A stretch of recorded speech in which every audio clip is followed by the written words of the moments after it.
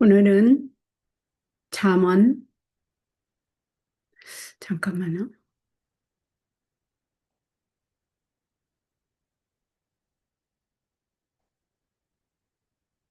전도서 3장을 낭독하겠습니다.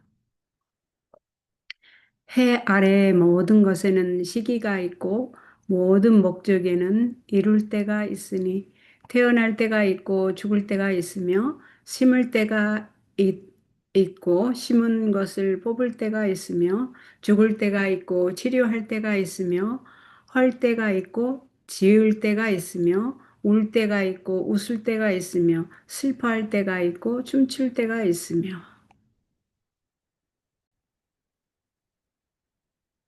죽일 때가 있고 치료할 때가 있으며 헐 때가 있고 지을 때가 있으며 울 때가 있고 웃을 때가 있으며 슬퍼할 때가 있고 춤출 때가 있으며 돌을 던져 버릴 때가 있고 돌을 모을 때가 있으며 껴안을 때가 있고 껴안는 것을 멀리 할 때가 있으며 찾을 때가 있고 잃을 때가 있으며 간직할 때가 있고 버릴 때가 있으며 7절 찢을 때가 있고 꿰맬 때가 있으며 침묵해야 할 때가 있고 말할 때가 있으며 사랑할 때가 있고 미워할 때가 있으며 전쟁할 때가 있고 평화할 때가 있다. 일하는 자가 자기가 수고한 것으로 무슨 이익을 얻을까? 내가 보니 일은 하나님께서 사람에게 주셔서 수고하게 하신 것이다. 11절 하나님께서 모든 것을 때를 따라 아름답게 만드시고 또한 사람에게 영혼을 생각하는 마음을 주셨으나 사람이 하나님께서 하신 일을 처음부터 끝까지 다 이해할 수는 없다. 12절 사람이 사는 동안에 기뻐하고 좋은 일을 행하는 것보다 더 나은 것이 없는 줄을 내가 알았다. 사람마다 먹고 마시며 수고하는 가운데 낙을 누리는 것은 하나님의 선물이다. 하나님께서 14절 하나님께서 하시는 모든 일들은 영원하여 거기에 보탤 수도 없고 뺄 수도 없다. 하나님께서 이렇게 하신 것은 사람들이 그 하나님을 경외하도록 하시려는 것임을 내가 알았다. 지금 있는 것은 이미 있었던 것이며 앞으로 있을 것도 이미 있었으니 하나님께서는 지나간 것을 다시 찾으신다. 내가 해 아래서 또 보니 재판하는 곳에 악이 있고 의가 있어야 할 곳에 악이 있었다.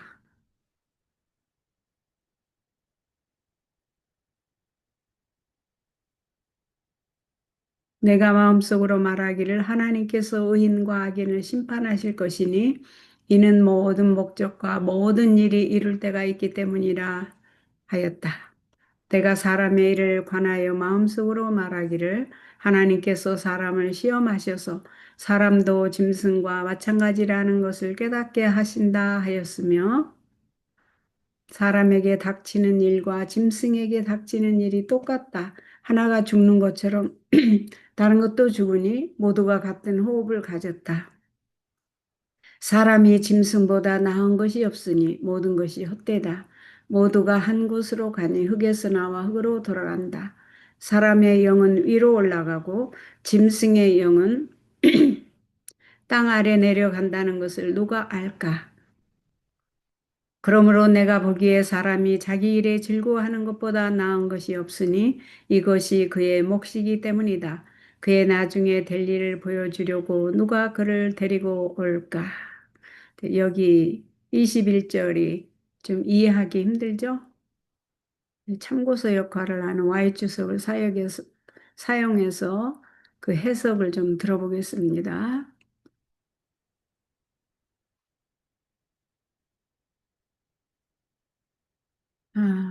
네. 21절에 Y주석이 없어서 재림주석으로 가보시겠습니다.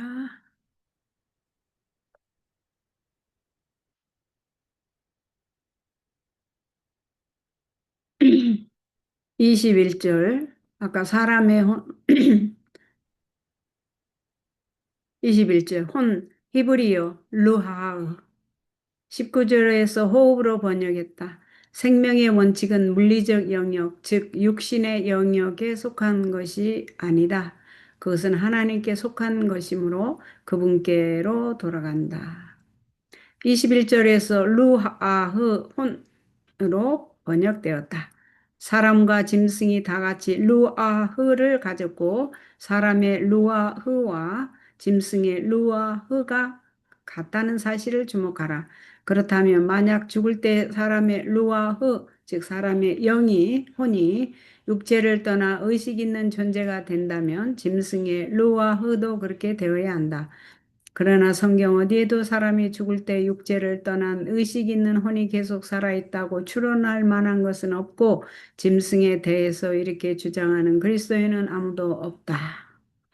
21절에서 솔로몬은 사람의 루아흐, 혼은 위로 올라가고 반면에 짐승의 루아흐는 아래로 간다는 것을 누가 알며 누가 증명할 수 있겠느냐는 회의적인 질문을 하고 있다. 솔로몬은 그러한 과정에 대해서는 아는 것이 아무것도 없고 어느 누가 아는지도 모른다. 그렇다면 루아흐 자체가 그것을 증명하게 하자. 여기서와 같이 문자적 호흡을 가리키는 루아흐의 용도와 생명의 원리를 가리키는 루아흐의 비유적 용도를 구분하는 것이 중요하다. 여기 참조 욥기 9장, 창세기 6장, 7장, 그 다음에 욥기 19장 참조하시기 바랍니다. 루아흐의 비유적 용도를 구분하는 것이 중요하다. 생명을 의미하기 위해서 루아흐의 비유적으로 루아흐이를 혼을 비유적으로 사용하는 것은 피에 대하여 비유적으로 사용하는 것과도 유사하다. 누가 알랴? 개정 표준역에는 사람의 혼이 위로 올라가는지 여부를 누가 알랴고로 되어 있다. 거룩한 지혜가 없이는 아무도 모른다.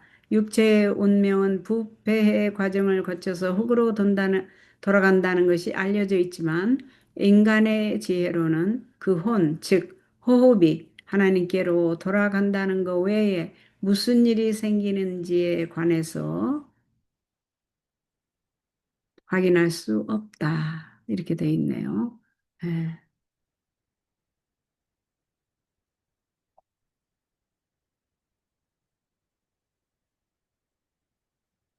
다시 Y축석으로 가서 전도서의 3장의 중심 사상을 좀 본다면 여기 11절 말씀이 좀 중심 사상이 될까요? 한번 읽어볼까요?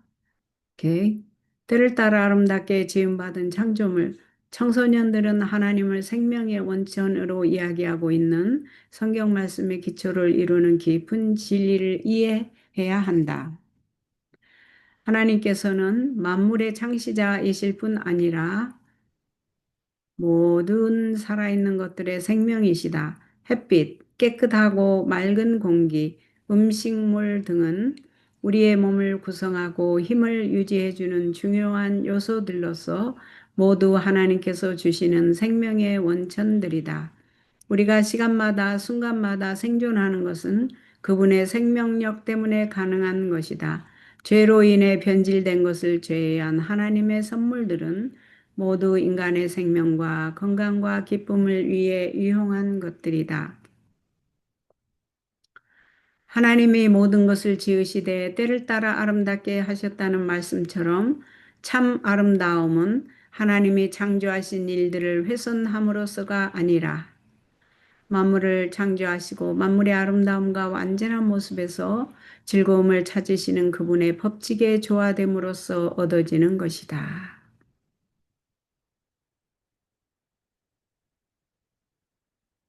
자, 전도서 4장으로 가보겠습니다. 내가 돌이켜 해 아래서 행하는 온갖 학대를 보았다. 보아라, 학대받는 사람들이 눈물을 흘리나 그들에게 위로자가 없다. 그들을 학대하는 사람들의 손에는 권력이 있으나 학대받는 사람들에게는 위로자가 없다. 그러므로 나는 아직 살아있는 사람들보다 오래전에 죽은 사람들이 되어 행복하다고 말하였고 아직 태어나지 않아서 해 아래서 행해지는 온갖 악행을 보지 않는 자가 그들보다 더 낫다고 말하였다. 내가 또 보니 모든 수고와 모든 일의 성취가 그의 이웃들의 시기를 받으니 이거 역시 헛되어 바람을 잡으려는 것과 같다.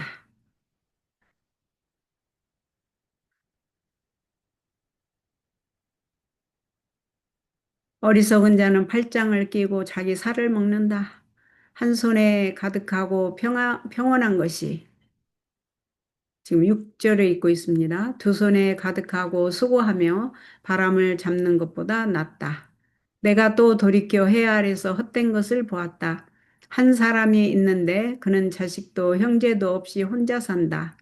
그런데 그는 끝없이 수고하면서도 자기 재산에 만족하지 못하여 내가 누구를 위해 수고하는 것일까? 내 영혼에는 즐거움이 없다라고 말하니 이것도 역시 헛되며 불행한 일이다. 두 사람이 한 사람보다 나은 것은 그 둘이 함께 일하여 좋은 보상을 받을 것이기 때문이다.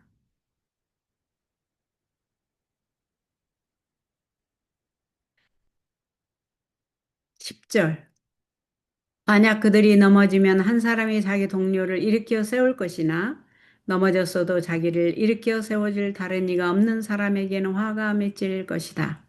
또한 둘이 함께 누우면 따뜻하겠으나 혼자라면 어떻게 따뜻해질 수 있을까? 혼자라면 패배하지만 두 사람은 적을 대항할 수 있다. 새 겹줄은 쉽게 끊어지지 않는다. 가난하지만 지혜로운 소년은 조언을 거절하는 늙고 어리석은 왕보다 낫다. 이는 그가 비록 자기 나라에서 가난하게 태어났을지라도 감옥에서 나왔다 하더라도 왕이 될 수 있기 때문이다.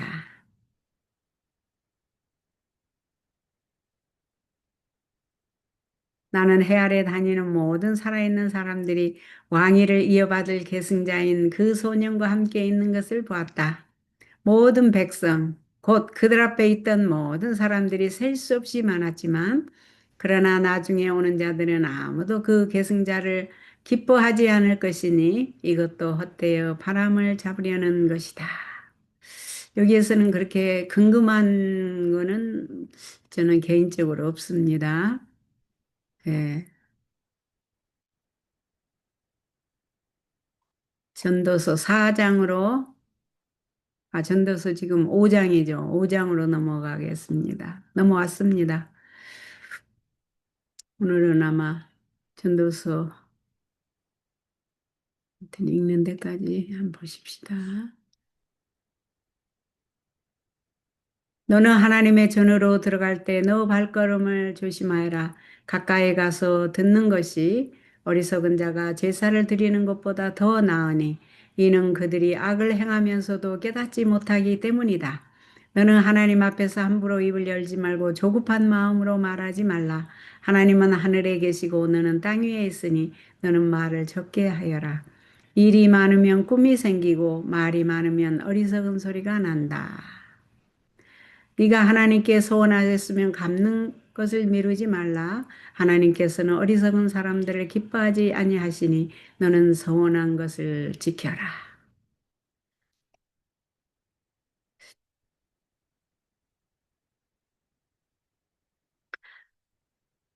5절. 네가 서원하고 갚지 않는 것은 서원하지 않는 것이 더 낫다. 너는 네 입으로 네 육신이 죄를 짓게 하지 말고 하나님의 사자 앞에서 서원한 것이 실수였다고 말하지 말라. 어찌하여 하나님께서 네 음생에 화를 내시고 네 손으로 한 일을 멸하시게 하려 하겠느냐. 꿈이 많으면 헛된 것이 많고 말이 많아도 그러하니 너는 하나님을 경외하여라.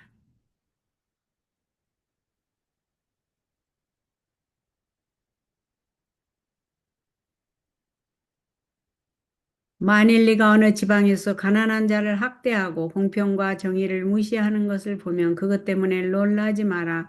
높은 자를 감시하는 더 높은 자가 있고 또 그들 위에는 더 높은 자들이 있기 때문이다.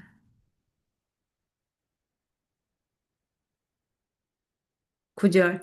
땅의 소산물은 모든 사람을 위하여 있으니 왕도 밭의 소산을 받는다. 돈을 사랑하는 사람은 돈으로 만족하지 못하고 부를 사랑하는 사람은 소득으로 만족하지 못하니 이것도 역시 헛되다.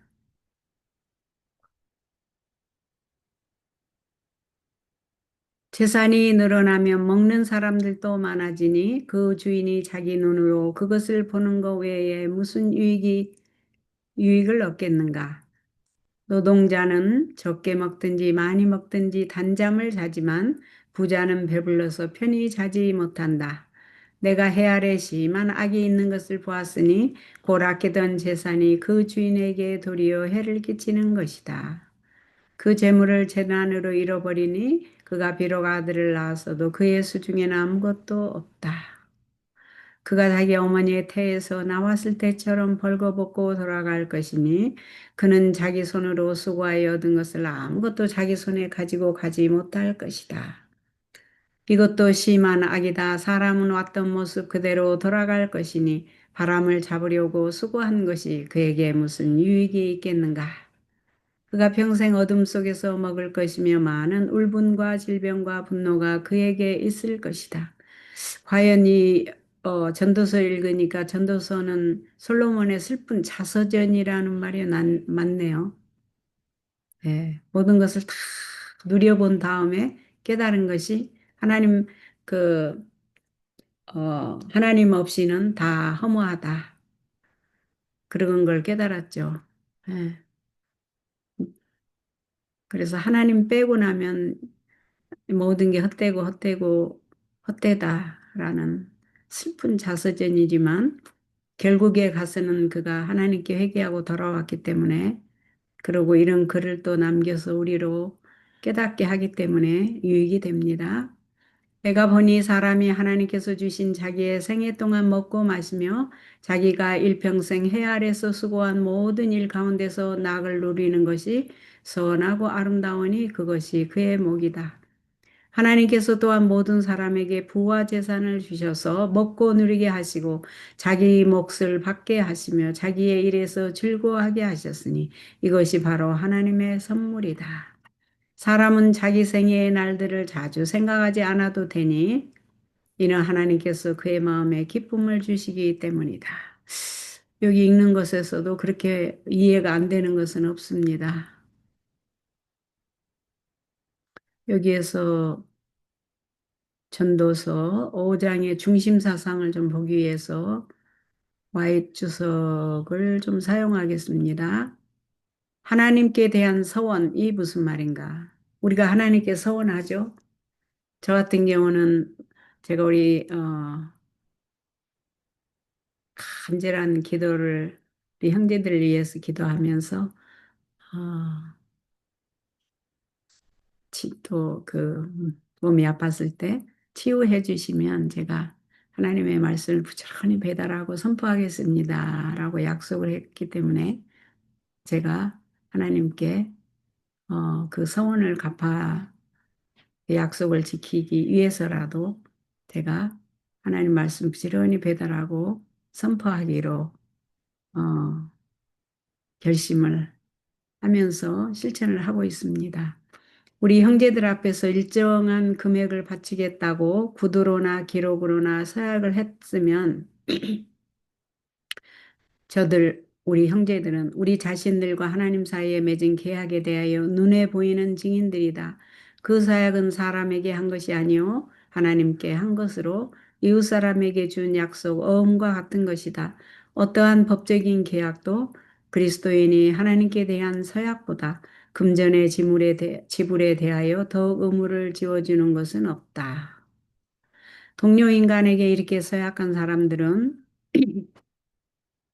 일반적으로 서약한 것을 해제해 달라는 것을 생각지도 않는다. 모든 은혜를 주시는 분이신 하나님께 한 서약은 더욱 중요성이 있다. 그런데 왜 우리가 하나님께 대한 우리의 서약을 해제해 달라고 구하겠는가? 사람이 하나님께 한 것이기 때문에 자기 약속의 구속력이 덜하다고 생각할 것인가?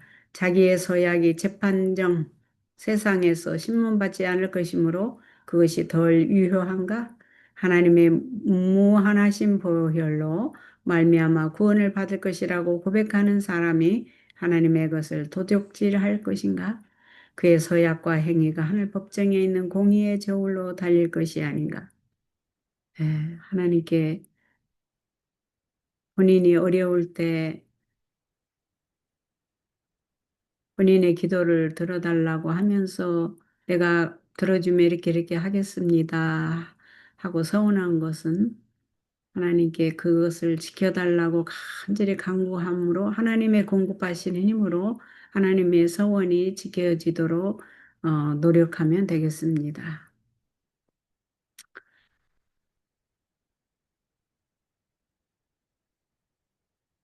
전도서 6장으로 가보겠습니다. 3절부터 시작했으니까. 네. 내가 해 아래 한 가지 악이 있는 것을 보았으니 그것은 사람을 견디기 힘들게 한다. 하나님께서 어떤 사람에게 자기 마음에 더 바랄 나이가 없도록 부와 재산과 영예를 주셨으나 하나님께서 그가 그것을 누리지 못하게 하시고 타인이 대신 누리게 하시니 이것 역시 헛되고 병폐이다. 만일 사람이 자녀 100명을 낳고 여러 해를 살아서 장수하더라도 그 영혼이 만족하지 못하고 제대로 매장되지도 못한다면 나는 말하기를 낙태된 아기가 그 사람보다 낫다라고 하겠다. 이는 낙태된 아기가 헛되이 왔다가 어둠 속에서 떠나니 그의 이름이 어둠 속에 덮여서 해조차 보지 못하고 아무것도 알지 못하여 이 아기가 그 사람보다 더 평안하기 때문이다. 또 6절을 읽겠습니다. 비록 그 사람이 천년에 2배를 산다 하더라도 즐거움을 누리지 못한다면 마침내 둘 다 같은 곳으로 가는 것이 아니냐. 사람의 수고는 모두 자기 입을 위한 것이나 그 식욕을 채울 수는 없다. 지혜로운 자가 어리석은 자보다 나은 것이 무엇이냐. 사람 앞에서 살아가는 법을 안다고 하더라도 가난하다면 무슨 소용이 있을까. 눈으로 보는 것이 마음으로 공상하는 것보다 낫지만 이것도 역시 헛되어 바람을 잡으려는 것이다. 이미 있는 모든 것은 오래전부터 그 이름이 정해져 있었으며 사람이 어떤 존재인가 하는 것도 이미 알려져 있다. 아무도 자기보다 더 강한 자와는 다툴 수 없다. 헛된 것을 더하게 하는 많은 일들이 있으니 그것들이 사람에게 무슨 유익이 있겠느냐. 자기의 헛된 생애를 그림자처럼 살아가는 사람에게 무엇이 좋은 일인지 누가 알겠으며 해 아래서 그의 나중에 무엇이 일어날지 누가 그 사람에게 말해줄 수 있을까? 여기 전도서 6장도 그렇게 이해되지 못하는 말씀은 없는 것 같은데요. 전도서 6장에 혹시 중심 사상을 잡을 말씀이 7장으로 넘어가겠습니다. 바른 성경으로 낭독합니다. 명예가 좋은 향유보다 낫고 죽는 날이 출생하는 보다 나으며 추상집에 가는 것이 잔치집에 가는 것보다 나으니 그것이 모든 사람의 마지막이기 때문이다. 살아있는 사람은 이것을 명심하여라. 슬픔이 웃음보다 나으니 얼굴에 근심하는 것이 마음에 유익하기 때문이다. 지혜로운 자의 마음은 추상집에 있으나 어리석은 자의 마음은 잔치집에 있다. 이게 좀 이해가 안 되죠. 조금 이따 Y 주석을 좀 보겠습니다. 지혜로운 자의 책망을 듣는 것이 어리석은 자의 노래를 듣는 것보다 낫다. 어리석은 자의 웃음소리는 솔 밑에서 가시나무가 타는 소리와 같으니 이것도 역시 헛되다. 탐욕은 지혜로운 사람을 어리석게 만들고 뇌물은 마음을 부패하게 한다. 탐욕은 마음이 지혜로운 사람도 어리석게 돼버린다고 하네요.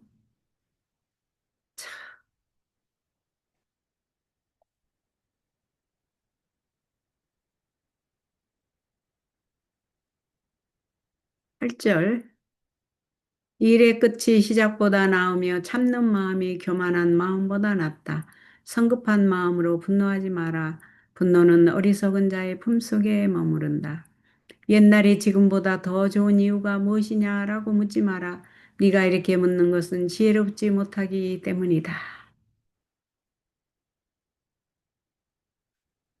11절. 지혜는 유업처럼 좋은 것이니 세상을 살아가는 자에게 유익을 준다. 돈이 보호하는 것처럼 지혜도 보호한다. 그러나 지식이 더 유익한 것은 지혜가 그것을 가진 자를 소생시키기 때문이다. 하나님께서 하시는 일을 보아라. 그분께서 굽게 하신 것을 누가 곧게 할 수 있겠느냐. 형통한 날에는 기뻐하고 곤고한 날에는 생각해 보아라. 하나님께서 이것과 저것을 병행하게 하셔서 사람이 그의 장래에 일어날 일들을 알 수 없게 하셨기 때문이다. 15절.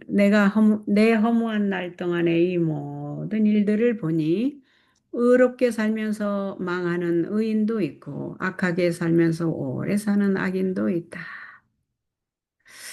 너는 지나치게 의롭게 되지 말고 지나치게 지혜롭게 되지도 마라. 네가 스스로 망할 이유가 무엇이냐.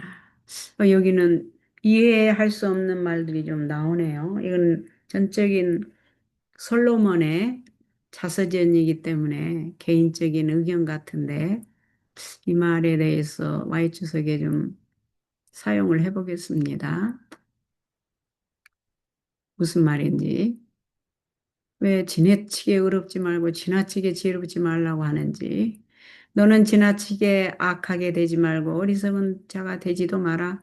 너의 때가 되기도 전에 죽을 이유가 무엇이냐? 네가 하나를 붙잡되 다른 것도 놓지 않는 것이 좋으니 하나님을 경외하는 자는 극단을 피해야 한다. 근데 이 말은 좀 이해가 되는 게 여호수아 1장 5절, 8절, 9절에서 하나님께서 여호수아에게 말씀하시기를 내가 모세와 함께한 것처럼 너와 함께하리니 너는 좌로나 우로나 치우치지 말고 하나님의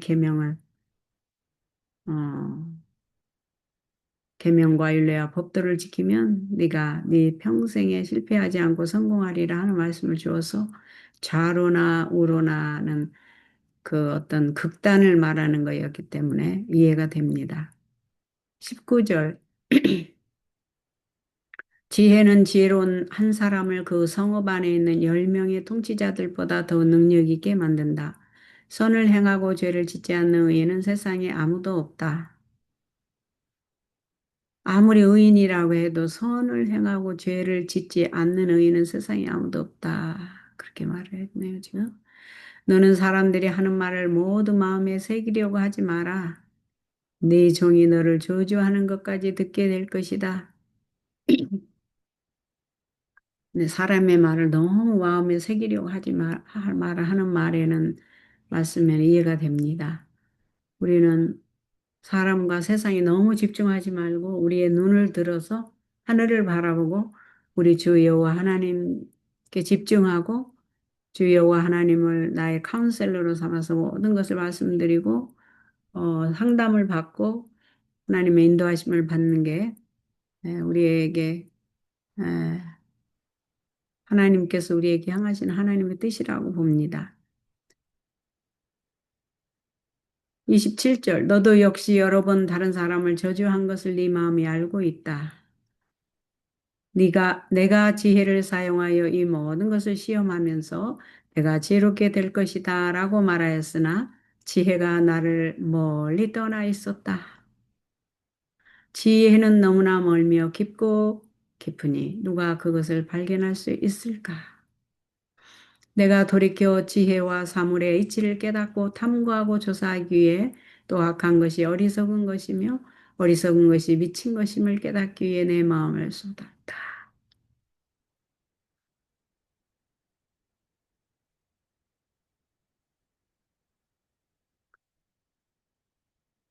26절 마음이 올감이나 금을 같고 손이 포승줄 같은 여자는 죽음보다도 더 무섭다는 것을 내가 깨달았다. 하나님을 기쁘게 해드리는 사람은 그런 여자를 피하지만 하나님을 기쁘게 해드리는 사람은 그런 여자를 피하지만 마음이 올감이나 금을 같고 손이 포승줄 같은 여자는 죽음보다도 더 무섭다는 것을 내가 깨달았다. 하나님을 기쁘게 해드리는 사람은 그런 여자를 피하지만 죄를 짓는 사람은 그 여자에게 걸려들 것이다. 이거 아주 중요한 말씀 같네요, 오늘. 전도서 7장 26절을 더 묵상하시기 바랍니다. 27절 전도자가 말한다. 보아라 이것을 깨달았다. 내가 사물의 이치를 찾으려고 낱낱이 살피면서 아직 노력하고 있으나 찾지 못하였다. 내가 1000명 중에서 한 남자를 찾았으나 이 모든 사람들 중에서 한 여자를 찾지 못하였다. 보아라 이것이 내가 깨달은 유일한 것이니 하나님께서 사람을 정직하게 지으셨으나 인간들이 많은 꾀를 생각해낸 것이다. 인간들이 많은 꾀를 생각해냈다는 것이다. 전도서 7장은 좀 이해하기 어려운 말이 많네요. Y주석을 좀 참고해서 중심 사상을 좀 찾아보겠습니다. 에, Y주석, 예. 음. 정직하게 지음받은 인간. 우리가 하나님으로부터 정직하게 지음을 받았다고 하네요.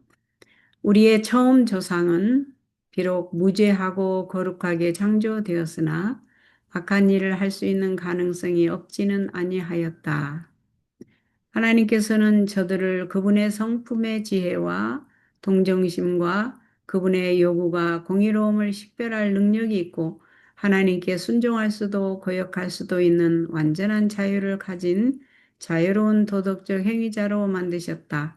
저들은 하나님과 거룩한 천사들로 더불어 교제하는 즐거움을 얻을 수 있었으나 저희가 영원한 안전을 얻을 수 있게 되기 전에 저들의 충성은 시험을 받아야만 하였다. 사람이 세상에 존재하게 된 시초부터 저 사탄의 타락의 근본 원인이 된 치명적인 욕망, 즉 방종에 대하여 견제가 가해졌다. 동산 중앙에 있는 생명나무 곁에 서 있던 선악을 알게 하는 나무는 우리의 처음 조상의 순종과 믿음과 사랑을 시험하는 것이었다. 다른 모든 나무는 자유로이 먹도록 허락되었으나 저들에게 이 나무의 열매를 맛보는 것은 금지되었다.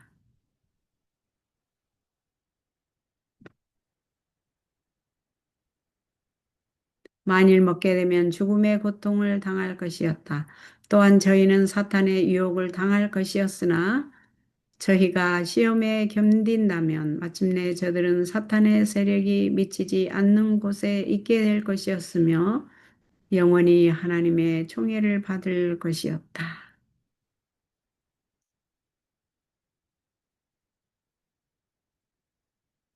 네, 이걸 다시 한번 읽어야 될 것 같아요. 이것도 좀 이해하기가 쉽지 않네요.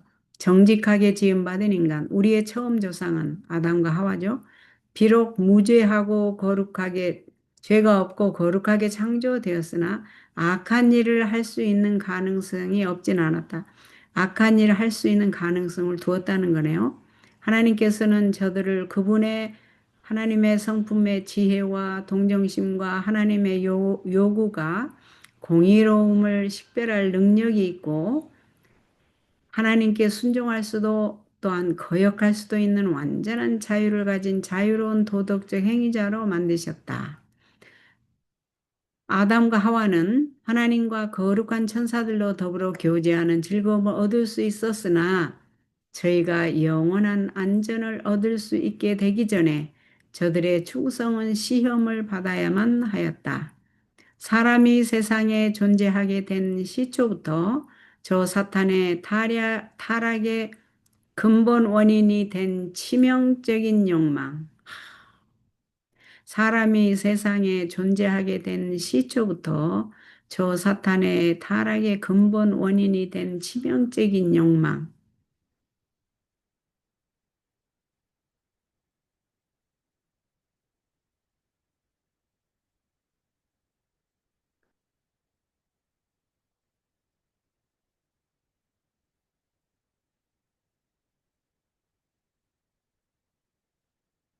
그 치명적인 욕망이 탐욕이죠. 그죠? 탐욕. 탐욕. 지식에 대한 탐욕이었죠. 즉, 방종에 대하여 견제가 가해졌다. 동산 중앙에 있는 생명나무 곁에 서 있던 선악을 알게 하는 나무는 우리의 처음 조상 아담과 하와의 순종과 믿음과 사랑을 시험하는 것이었다. 순종과 믿음과 사랑을 시험하는 것이었다. 다른 모든 나무는 자유로이 먹도록 허락되었으나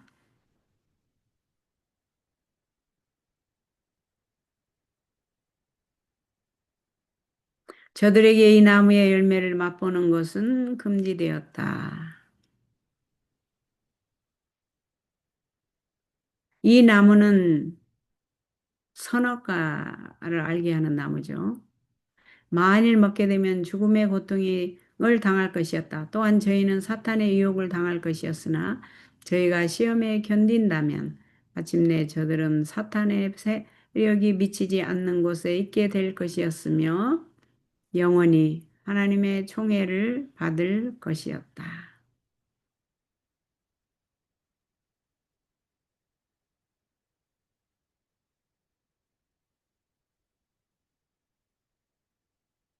음,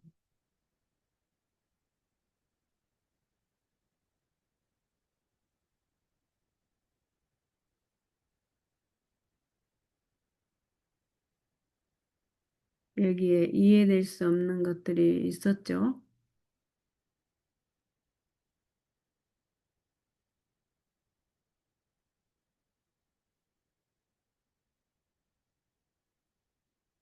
여기 16절에 너는 지나치게 의롭게 되지 말고 지나치게 지혜롭게 되지도 마라. 이 말이 16절이었군요. 그러면 그게 좀 알고 싶은데 Y주석이 안 나왔기 때문에 재림교 주석으로 한번 가보겠습니다. 16절. 지나치게 의인이 되지 말고 지나치게 지혜롭지 마라는 말이 무슨 말로 그런 말을 돼 있는가? 우리가 중심을 좀 잡아야 되겠죠? 지나치게 의인, 이게 무슨 말이고, 지나치게 지혜자, 패망케 하겠네. 이게 무슨 말인가? 악으로 드러난 몸가짐과 말씨만을 보고 평가하는 율법주의를 경계하는 말이다. 아, 지나친 의인이 되지 말아가 그 은혜를 모르는 사람들이 자기의 행함으로 구원받는 마음이 가득한 밖으로 드러난 몸가짐과 말씀만을 보고 평가하는 율법주의를 경계하는 말이라고 했네요. 이제 이해가 됩니다. 참 신앙은 거룩한 하나님 그리고 구주 예수 그리스도와 개인적인 관계를 맺는 것이다. 이해됐고요. 지나치게 지혜자가 되지 말라는 것은 또 무슨 말인가? 솔로몬은 지금까지 지혜의 가치에 관하여 말해왔다. 이제는 그가 하나님의 인도하심을 의심하게 하는 태도에 관하여 경고한다. 아, 이것도 이해됐습니다. 지나친 지혜자가 되지 말라는 것은 하나님의 성품과 하나님의 일에 대해서 지나치게 의심하고 추측하는 그러한 의심하게 하는 태도를 하지 말라는 거예요. 막 지혜롭다고 자기가 막 알지 않아도 되는 일 막 파헤치면서 그 영역을 너무 경계를 넘어버리는 사람 있잖아요. 예. 로마서 9장에도 보면 사도 바울도 이러한 거를 하나님을 의심하고 의심하게 하는 추측을 피하라. 하나님의 말씀을 순종하라. 이 말씀 기억납니다. 예, 패망케 하겠느냐는 히브리어 동사형이 죄기동사이므로 그런 행동이 운명을 결정짓는다는 사실을 강조해 준다. 비유 가운데 바리새인은 독성과 인간적인 지혜로 스스로를 패망케 한 본보기다. 이제 이해됐습니다. 자, 이제 전도서 8장으로 가고 오늘은 8장까지만 읽고 마치겠습니다.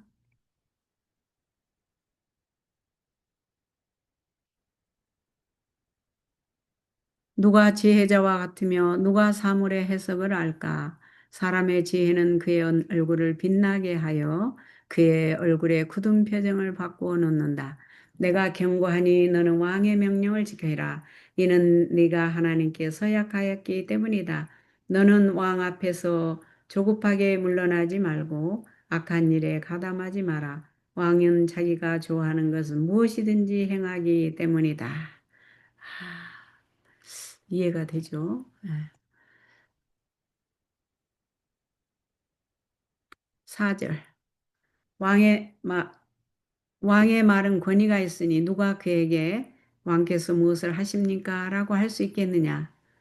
명령을 지키는 자는 해를 당하지 않을 것이니 지혜로운 마음은 적절한 때와 방법을 알고 있다.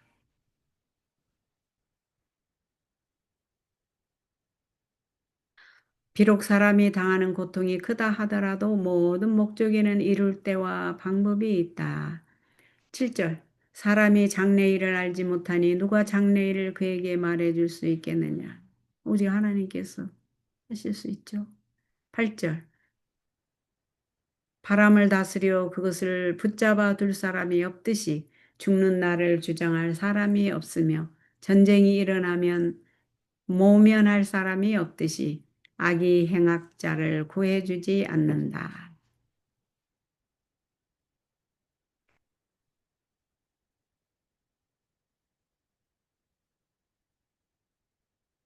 내가 내 마음을 쏟아서 해 아래서 행하는 모든 일들을 살펴보니 사람이 사람을 지배하려 하다가 스스로 화를 초래하는 때가 있었다. 또 나는 악한 사람들이 매장되는 것을 보았는데 그들이 왔으나 거룩한 곳에서 곧 떠나갔으며 그들이 살던 성읍에서 이미 잊혀졌으니 이것도 역시 헛되다. 11절. 악한, 악한 일에 대한 징벌이 속히 진행되지 않으므로 사람들의 마음이 스스로 악을 행하는 데 담대하다. 죄인이 100번 악을 행하고도 장수하거니와 나는 하나님을 경외하는 사람들, 곧 그 앞에서 두려워하는 사람들이 형통하게 될 것을 참으로 안다. 13절. 그러나 악인은 형통하지 못할 것이며 그의 날도 길지 못하고 그림자와 같을 것이니 이는 그가 하나님 앞에서 두려워하지 않기 때문이다. 14절.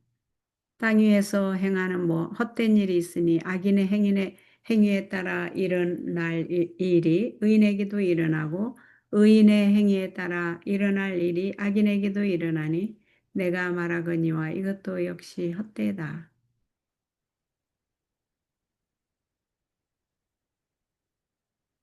15절. 그러므로 나는 기쁨을 찬양하니 이는 먹고 마시고 즐거워하는 것보다 해 아래서 사람에게 더 좋은 것이 없기 때문이다. 하나님께서 해 아래서 사람에게 주시는 날 동안 그의 수고와 함께 기쁨이 있을 것이다. 내가 마음을 쏟아 지혜를 알려고 하며 땅 위에서 행해지는 일들을 깨달으려고 애쓰니 밤낮으로 자지 못하는 사람들도 있다. 17절. 내가 하나님께서 하시는 모든 일들을 살펴보니 해 아래서 행해지는 일을 사람이 이해할 수 없다.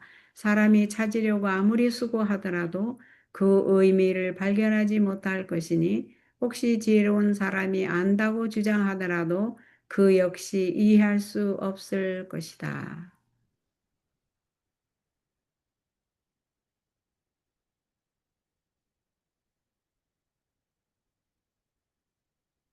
하나님의 일을 우리가 가늠할 수 없죠. 다 이해할 수 없죠.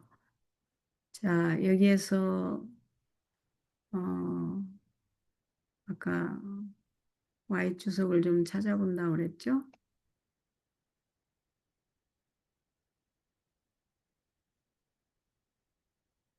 전도서 8장의 중심 사상을 좀 보기 위해서 Y 주석을 사용하겠습니다.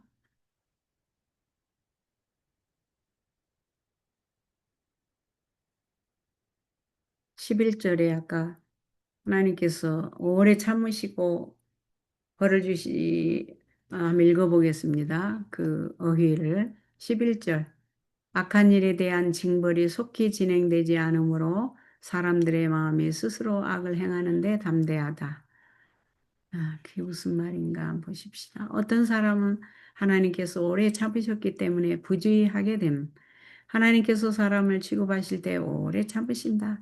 하나님께서 지명하신 대리자들을 쓰셔서 사람들을 부르사 충성하라 하시고 회개하면 완전히 용서해 주시겠다고 하신다. 그러나 하나님께서 오래 참으시기 때문에 사람들은 하나님의 자비를 악용한다.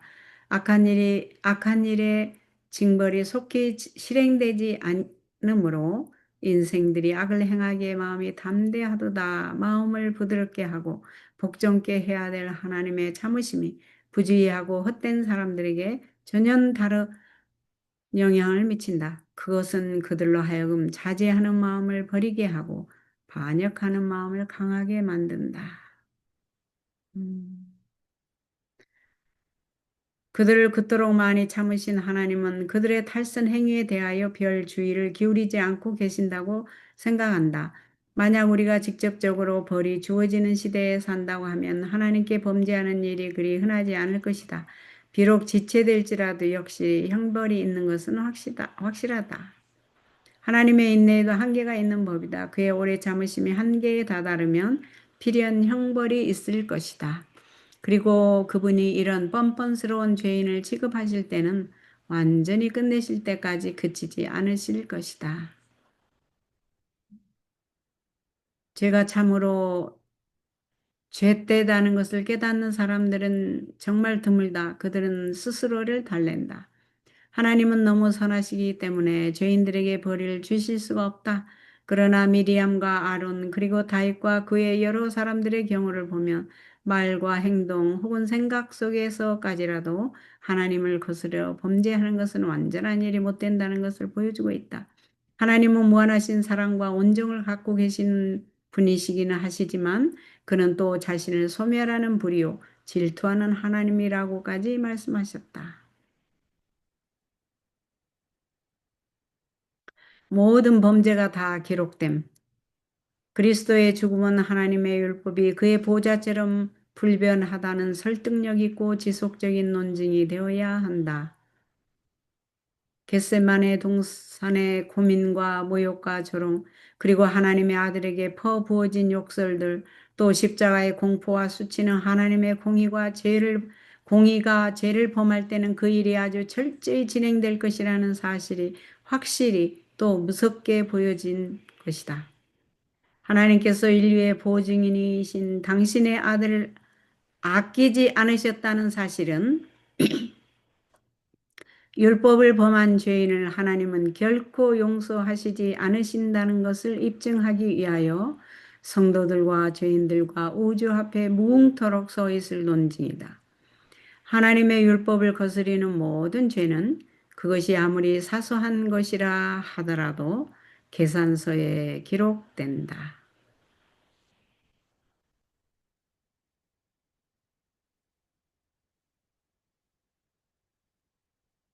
그리고 공의의 칼을 잡으시는 날 하나님은 회개하지 않은 죄인들에게 하나님의 아들에게 가해졌던 그 일을 하실 것이다.